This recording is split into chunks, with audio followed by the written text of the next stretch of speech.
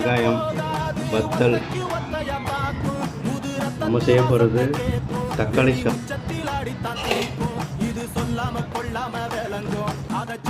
வத்தல். இப்போ நம்ம சீரகம், அடுத்த ஆனியன்.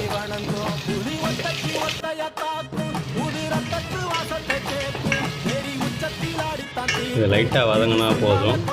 லைட்டாக இதானதுக்கப்புறம் தக்காளியை போட்டுடணும். தக்காளி நல்லா பிழிஞ்சிடணும். லைட்டாக மஞ்சப்பொடி, சில்லி பவுட்ரு, ஆச்சி குழம்பு மசாலா